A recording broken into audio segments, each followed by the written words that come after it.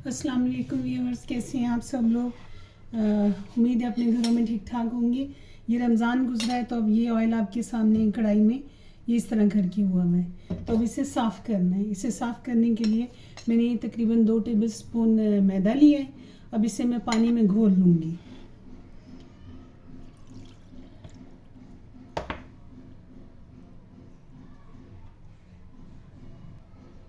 जी, ये अब मैं इसे घोल लूँगी। ये बिल्कुल से घुल जाएगा। जी, अब मैं चूल्हा जलाऊँगी। चूल्हा मैंने अब जला लिए।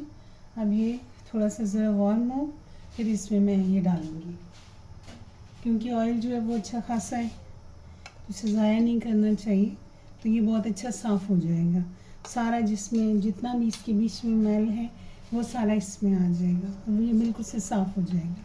अब ये मैं इसमें डाल दूँगी, क्योंकि अगर तेल में डालूँगी, गरम में डालूँगी तो गरम में फिर ये बहुत ज़्यादा छींटे उड़ेंगे। इसलिए अभी इसमें ये पकेगा और इसमें जितना मैल है वो ये जज़्ब कर लेगा।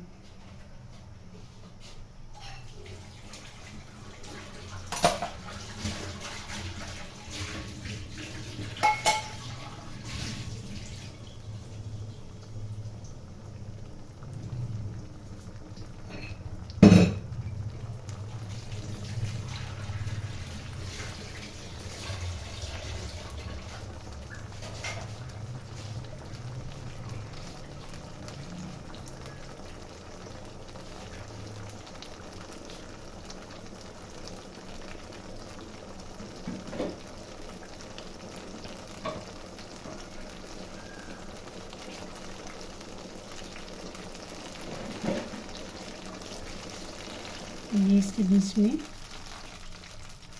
और ये बिल्कुल से इंशाल्लाह साफ़ हो जाएगा। ये जितना इसके बीच में है ये मैल वगैरह ये सारी इसमें जज़्ब हो जाएगी और जितना इसके बीच में वो पकोड़े वगैरह गिरे हैं वो सारा हो जाएगा। क्योंकि अगर आप 5-6 बार फ्राइंग में भी रखते हैं, 4 में भी, तो फिर भी वो ऑयल जो है उस तरह करके नहीं रहता। उसे क्लियर करना पड़ता है, उसकी क्लीनिंग करनी पड़ती है। तो ये आप इस तरह करके अपने घर में ऑयल को साफ़ कर सकते हैं। क्योंकि घरों में अमूमन यही होता है, 5-6 बार तो ज़रूर उसमें फ्राई किया जाता है।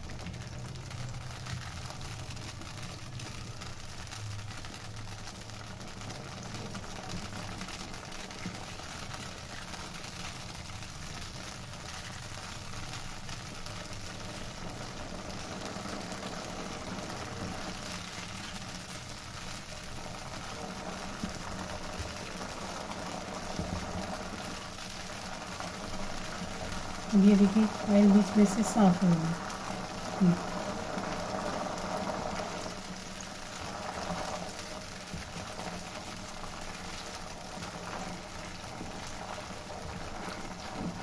मेरी कुकिंग में वही कुछ है जो मेरी वालदा करती थी, जो नानी दादी करती थी, जो मैंने अपनी बुज़ुर्गों को देखा है, अपने से बड़ों को देखा है करते हुए, वो उसी तरह से मैं भी फिर आगे कुकिंग करती हूँ।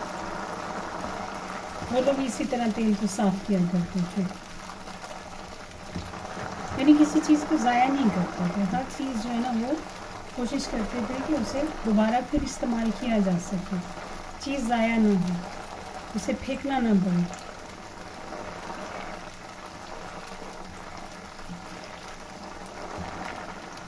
अगर आप किसी को देते भी हैं बिल्कुल, तो किसी को हम दे दें तो उसे भी इस तरह करके साफ़ करके दें ताकि वो भी अच्छे दिल से इस्तेमाल करें।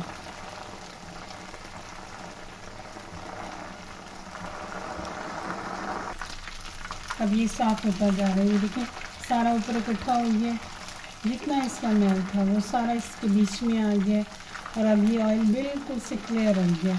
इसमें कोई पकौड़ों की स्मेल नहीं रही और बिल्कुल से स्मूथ हो गया ये देखिए ये सारा जो इसके बीच में मैल था वो सारा इसमें आ गया। ये देखिए आप सारा मैल इसके बीच में आ गया।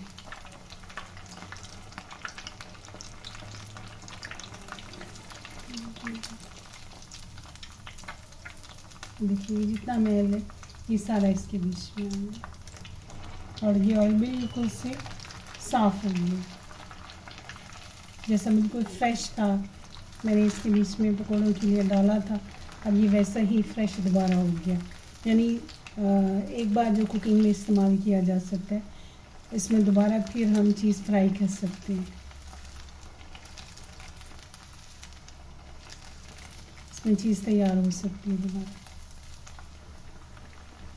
ये देखिए, अब इसे किसी किस्म का स्टेन करने की ज़रूरत नहीं है। जितना भी इसके बीच में था, ये जो इसका भोर वगैरह होता है, पकौड़े हम बनाते हैं तो वो सारे का सारा इसके बीच में आ गया। अब इसे स्टेन करने की भी ज़रूरत नहीं है। ये सारा इसके बीच में जितना मैल शैल है या जो भी चीज़ें बीच में गिरी हुई हैं, पकौड़ों के जो बीच में गिरते हैं, पानी जब हम डालते हैं बीच में तो उसके साथ में ड्रॉप गिरते हैं बेसन के, वो सारे के सारे इसके सारे तमाम बेसन के ड्रॉप्स इसमें आ गए। अब ये क्लियर हो गया, बिल्कुल से सही हो गया।